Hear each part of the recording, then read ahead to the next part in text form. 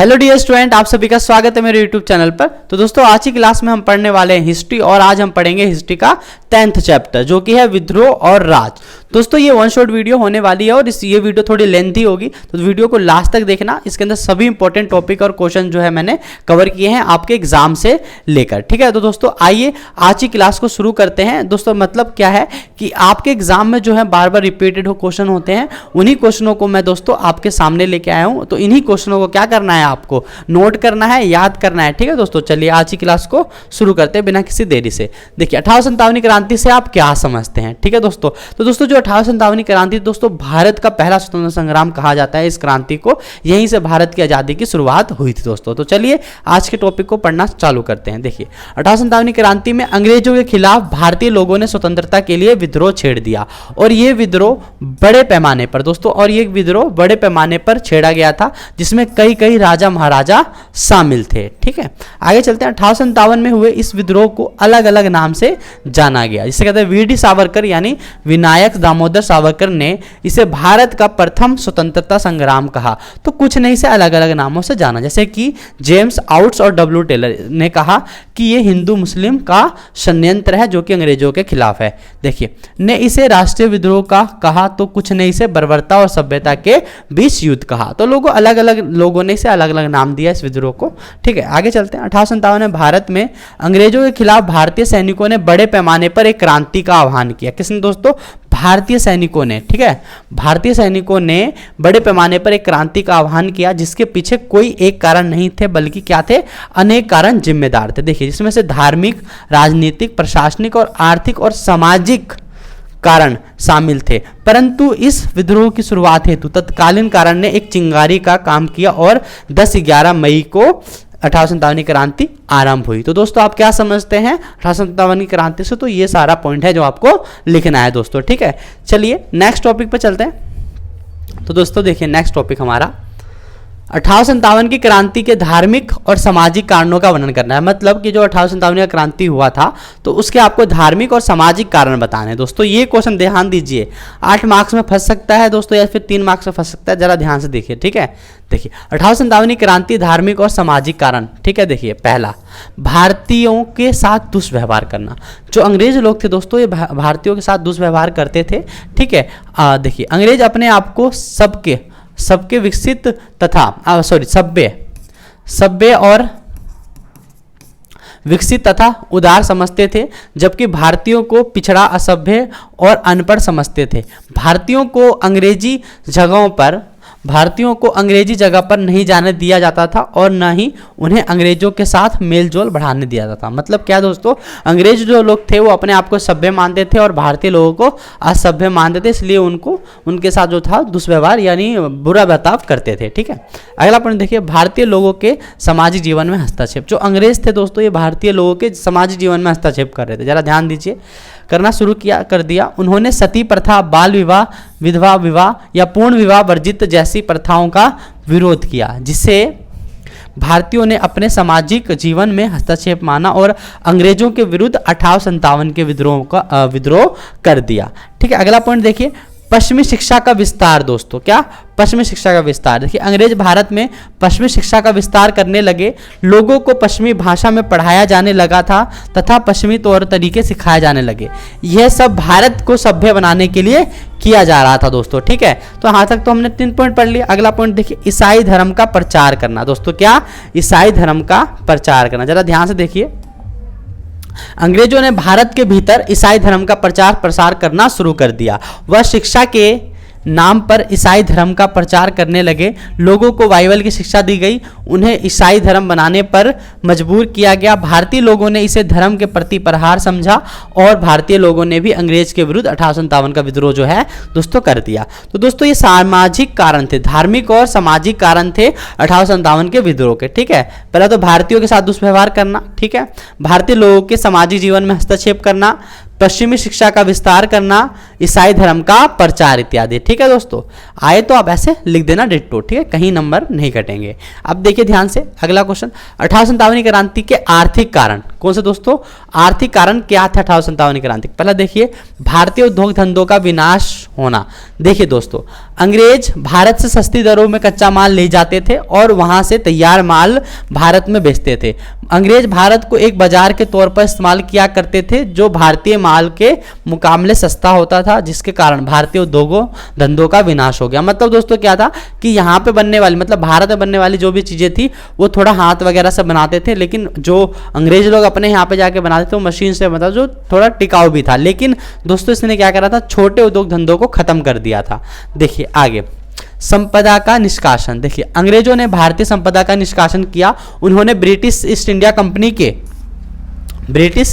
Company के सभी अधिकारियों का वेतन भारतीय राजस्व से ही दिया और अंग्रेजों ने भारतीय बहुमूल्य वस्तुओं और सामानों को इंग्लैंड ले जाना शुरू कर दिया और भारतीय राजा महाराजा उससे भी उन्हें जो बहुमूल्य भेंट मिलती थी उसे भी वहाँ इंग्लैंड ले जाते थे। दोस्तों दूसरा पॉइंट क्या, संपदा का निष्कासन, मतलब जो भी भारतीय बहुमूल्य चीज़ें थी और भारतीय राजकोष से ही अपने सैनिक वगैरह के जो थे भत्ते वगैरह ये लोग देते थे। ठीक है, अब अगला देखिए, भारतीय किसानों पर राजस्व लगाना। अंग्रेजों ने भारतीय किसानों पर राजस्व लगाना अलग अलग समय पर अलग अलग प्रकार के लगाए, जैसे 1793 में स्थायी बंदोबस्त और फिर 1800 के आसपास रेतवाड़ी बंदोबस्त और अंत में उन्होंने मालवाड़ी बंदोबस्त जैसे विभिन्न प्रकार के कर लगाए, जिसके कारण भारतीय किसानों की स्थिति दयनीय हो गई और फिर भारतीय किसानों ने अंग्रेजों के विरुद्ध विद्रोह कर दिया। दोस्तों ये क्या थे, हमारे आर्थिक कारण थे। ठीक है दोस्तों, आर्थिक कारण में भारतीय उद्योग धंधों का विनाश हो गया। ठीक है, संपदा का निष्कासन हो गया, भारतीय किसानों पर राजस्व लगाना। ठीक है, अलग अलग समय में अलग अलग प्रकार के जो है राजस्व लगाए गए। ठीक है, आइए नेक्स्ट क्वेश्चन पे चलते हैं। देखिए 1857 के तत्कालीन कारण दोस्तों ये ज़्यादा इंपॉर्टेंट है, ये बहुत ज़्यादा इंपॉर्टेंट है। ठीक है, इसको मैं इंपॉर्टेंट लिख देता हूँ, आप अपनी कॉपी में अच्छे से इसको नोट करेंगे। ठीक है, ध्यान दीजिए। देखिए निम्नलिखित कारण थे। पहला, अंग्रेजी सरकार के विरुद्ध भारतीय लोगों ने विद्रोह की भावना तैयार हो गई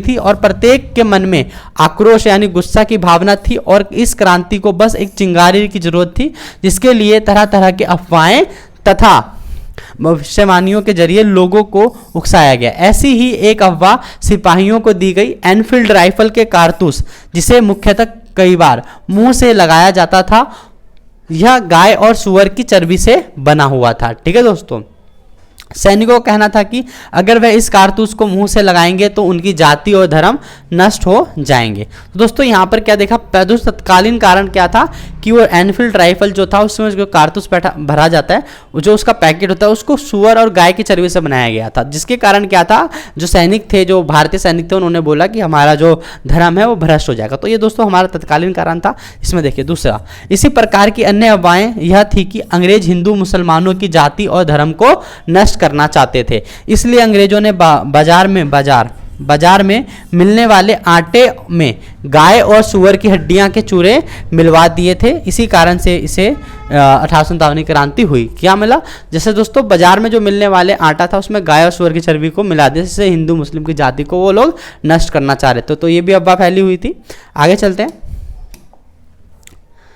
अगला पॉइंट है,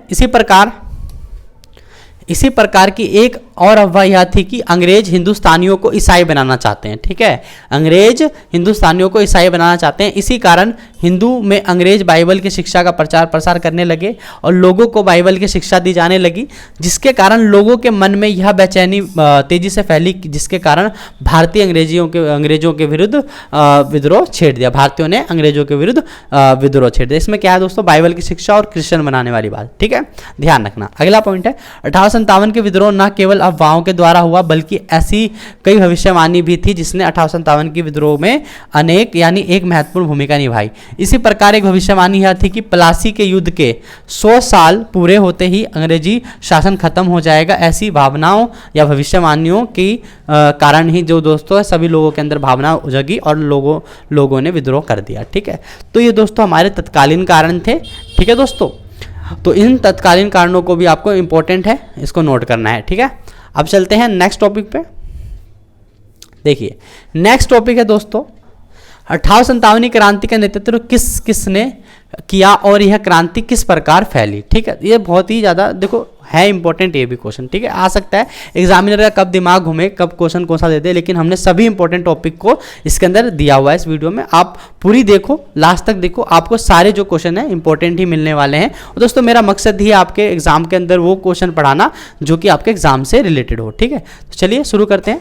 देखिए 1857 की क्रांति के लिए 31 मई 1857 की तिथि को निर्धारित किया गया था, परंतु जब मंगल पांडे जैसी सिपाही ने एनफील्ड राइफल को चलाने से इनकार कर दिया तो उसके परिणाम स्वरूप क्या है, मंगल पांडे को 8 अप्रैल 1857 को फांसी दे दी गई, जिसके कारण भारतीय विद्रोहियों ने 10 मई 1857 को मेरठ की छावनी में सिपाहियों द्वारा विद्रोह शुरू कर दिया। दोस्तों ये तत्कालीन कारण यही है कि इसके अंदर ये तो होना कब था, 31 मई को स्टार्ट होना था, लेकिन दोस्तों सॉरी होना कब था, 31 मई 1857 का था, लेकिन ये कब हो गया था, 8 अप्रैल 1857 को ही ये फांसी दे दी गई, जिसके कारण 10 मई 1857 को मेरठ की छावनी में सिपाहियों द्वारा विद्रोह को चालू कर दिया गया। अगला है कई जगह पर तोप के गोले दागकर तो कई जगहों पर बिगुल बजाकर विद्रोह का संकेत दिया गया। ठीक है, शस्त्रागार लूट लिए गए तथा सरकारी खजानों पर कब्जा कर लिया गया। विद्रोहियों ने टेलीफोन, दफ्तर, रिकॉर्ड, बंगलों, तमाम सरकारी इमारतों पर हमला कर दिया। ठीक है दोस्तों, मतलब जैसे ही बिगुल बजाकर या तोपखाने दागकर जब क्या कहते हैं क्रांति का आह्वान किया गया दोस्तों, तो लोगों ने क्या कर दिया, हाँ सरकारी घरों को, सरकारी खजानों को लूटना शुरू कर दिया। इसमें रिकॉर्ड रूम, शस्त्रागार, टेलीफोन, दफ्तर आदि सब में आग वगैरह लगा दिया इन्होंने। ठीक है, अब चलते हैं नेक्स्ट पॉइंट पे। देखिए नेक्स्ट पॉइंट है कई साहूकार व अमीर। देखिए कई साहूकार व अमीर भी इस विद्रोह का शिकार बने, क्योंकि विद्रोहियों के अनुसार यह अंग्रेजों के पिट्टू थे, मतलब उनके पीछे पीछे चलते थे, उनकी बात सुनते थे। अगला है 11 मई की सुबह जब रमजान का महीना था तो सिपाहियों ने बहादुर शाह के पास पहुंचकर उन्हें इस क्रांति का नेतृत्व दिल्ली से संभालने को कहा। फिर दिल्ली के अमीर लोगों पर हमले शुरू होने लग गए और धीरे धीरे ये खबर बनारस और इलाहाबाद पहुंच गई। दोस्तों अब देखिए इस विद्रोह का नेतृत्व लखनऊ से बेगम हजरत महल, झांसी से झांसी की रानी लक्ष्मीबाई, बिहार से कुंवर सिंह, ठीक है, और कानपुर से बाजीराव के दत्तक पुत्र नाना साहिब और तात्या टोपे, इलाहाबाद से लियाकत अली, दिल्ली से बहादुर शाह जफर, अंतिम बहादुर शाह जफर, ठीक है, शाह जफर इत्यादि लोग अलग अलग जगह से इस विद्रोह का नेतृत्व कर रहे थे। दोस्तों तो ये आप क्वेश्चन क्या समझेंगे कि ध्यान दीजिए इस क्वेश्चन पे, 8 मार्क्स का दोस्तों एक क्वेश्चन बनता है। 1857 क्रांति का नेतृत्व किस किसने किया और यह क्रांति किस प्रकार फैली। ठीक है, चलिए नेक्स्ट टॉपिक है दोस्तों 1857 का जो क्रांति था वो किस प्रकार एक हिंदू मुस्लिम संगठित विद्रोह था। जरा ध्यान से देखिए 1857 का क्रांति निम्नलिखित प्रकार से एक हिंदू मुस्लिम संगठित विद्रोह था। देखिए पहला पॉइंट, 1857 के विद्रोहियों ने जो घोषणाएं जारी की उसमें जाति व धर्म का भेद किए बिना समाज में सभी तबकों, क्या दोस्तों, समाज में सभी तबकों शामिल होने के लिए आह्वान किया गया और बहुत सारी घोषणाएं जो मुस्लिम राजकुमारों और नवाबों की तरफ से की गई थी उसमें हिंदू जनता की भावनाओं का ध्यान रखा गया था। इस विद्रोह को इस प्रकार पेश किया गया कि जिसमें हिंदू और मुसलमान दोनों ही धर्म के लोगों के लाभ और हानि एक प्रकार से ही थे। मतलब दोस्तों क्या है कि इसके अंदर हिंदू और मुसलमान दोनों का ही हित था, दोनों को ही बराबर नजर से देखा गया था। अगला देखिए, अगला पॉइंट हमारा ध्यान देखिए, देखिए बहादुर शाह जफर के नाम पर जारी की गई घोषणाओं या घोषणा में मोहम्मद और महावीर दोनों की दुहाई देते हुए लोगों को क्रांति में शामिल होने के लिए कहा गया। दिलचस्प बात तो यह कि क्रांति में हिंदू और मुसलमानों के बीच खाई पैदा करने के लिए अंग्रेजों द्वारा की गई कोशिशों के बावजूद ऐसा कोई फर्क नहीं दिखाई दिया। जैसे अंग्रेजी शासक ने 1857 में उत्तर प्रदेश में स्थित बरेली में हिंदुओं को मुसलमानों के खिलाफ भड़काने के लिए 50,000 खर्च किए, परंतु उनकी यह कोशिश नाकाम साबित हुई। मतलब कि दोस्तों हिंदुओं को घूस भी दी गई, इससे मतलब वो हिंदू मुसलमानों के खिलाफ भड़क जाए, लेकिन फिर भी ये लोग क्या है भड़के नहीं। ठीक है, आगे चलते हैं। देखिए अगला पॉइंट है विद्रोह से पूर्व जिस कारतूस का मुद्दा बनाकर यह विद्रोह शुरू किया गया था, विद्रोह के दौरान दोनों ही धर्म के लोगों ने उन्हीं कारतूस का इस्तेमाल करते हुए अंग्रेजों से क्रांति किया। ठीक है, अगला पॉइंट है, दोनों ही धर्म के लोगों ने एक दूसरे के धर्मों के नेताओं के नेतृत्व में क्रांति की। जहां एक तरफ कई हिंदू बहादुर शाह जफर और बेगम हजरत महल के नेतृत्व में क्रांति की, तो वहीं दूसरी ओर कई मुसलमान लक्ष्मीबाई, कुंवर सिंह, नाना साहिब आदि के नेतृत्व में इस विद्रोह का लड़े। तो दोस्तों ये हमारा क्वेश्चन क्या था, ध्यान से देखिए क्या था। 1857 की क्रांति किस प्रकार हिंदू मुस्लिम संगठित विद्रोह था। ठीक है दोस्तों, तो ये भी इंपॉर्टेंट टॉपिक है, इसको भी नोट करेंगे आप लोग। ठीक है, वीडियो पॉज करके। अब देखिए क्या है, 1857 के विद्रोह को कुचलना अंग्रेजों के लिए आसान साबित नहीं हुआ। पृष्ठि कीजिए, तो 1857 जो विद्रोह था उसे अंग्रेजों के द्वारा जो कुचला जाना मतलब रोकना आसान नहीं था, इसके बारे में आपको बताना है। तो जरा ध्यान दीजिए, पहला ही पॉइंट है 1857 का विद्रोह कुचलना अंग्रेजों के लिए आसान साबित नहीं हुआ। अंग्रेजों ने उत्तर भारत को जीतने के लिए कई सारी सैनिक टुकड़ियां रवाना की, परंतु वह आसानी से इसे हासिल न कर सके। उन्होंने विद्रोहियों को शांत कराने के लिए आम अंग्रेजी सेनाओं को भी कई विशेष अधिकार दे दिए और उन्होंने यह स्पष्ट कर दिया कि केवल एक ही सजा है, सजाए मौत। मतलब उन्होंने इस क्रांति को रोकने के लिए लोगों को धमकियां दी कि अगर आप क्रांति करेंगे तो भाई आपकी सीधा मौत होगी। ठीक है, सजाए मौत, और कोई दूसरी सजा नहीं थी। ठीक है, अब देखिए अगला पॉइंट है, अंग्रेजों ने दिल्ली को दोबारा हासिल करने के लिए ब्रिटेन से नई सैनिक टुकड़ियां मंगवाई। ठीक है, अगला पॉइंट है, इस प्रकार एक तरफ कलकत्ता से तथा दूसरी तरफ पंजाब से दिल्ली की तरफ आगे बढ़ रही दिल्ली को हासिल करना आसान नहीं था। विद्रोही दिल्ली के महत्व को बखूबी जानते थे। इसी कारण पूरे उत्तर भारत के अधिकतर सैनिक दिल्ली को बचाने के लिए लग गए थे। ठीक है, अगला पॉइंट है, गंगा के मैदानों में अंग्रेजों को गांव दर गांव करके जीत हासिल करनी पड़ी। जैसे ही अंग्रेजों ने विद्रोहियों की कार्यवाही शुरू की, उन्हें यह एहसास हो गया था कि उनका सामना केवल सैनिकों से नहीं है बल्कि गांव में रहने वाली आम जनताओं से भी है। तो इस प्रकार इन लोगों को क्या है कि ये सब सामना करना पड़ा। अतः इस प्रकार से हम कह सकते हैं कि 1857 की जो क्रांति थी अंग्रेजों के द्वारा कुचलना बिल्कुल भी आसान साबित नहीं हुआ। तो ठीक है दोस्तों, एक बार फिर से देख लेते हैं क्या है चीज़, क्या है कि 1857 की जो क्रांति थी, ठीक है, 1857 की जो क्रांति थी उसको कुचलना आसान क्यों नहीं साबित हुआ अंग्रेजों के लिए। ठीक है ना, तो पहला तो यही था कि दोस्तों कि इन्होंने क्या कराया, शांत करने के लिए दोस्तों इन्होंने क्या करा, एक कठोर नियम का प्रतिपादन किया जिसमें क्या है, सजाए मौत इन्होंने दिया। ठीक है, अब देखिए अगला जो हमारा टॉपिक है, देखिए 1857 के विद्रोह किस प्रकार एक सैनिक विद्रोह ना होकर जमींदार, आदिवासियों और सैनिकों का भी विद्रोह था। देखिए ध्यान से, ठीक है, ये सैनिक विद्रोह ना होकर जमींदार, आदिवासियों और शासकों का भी विद्रोह था। जरा ध्यान दीजिए,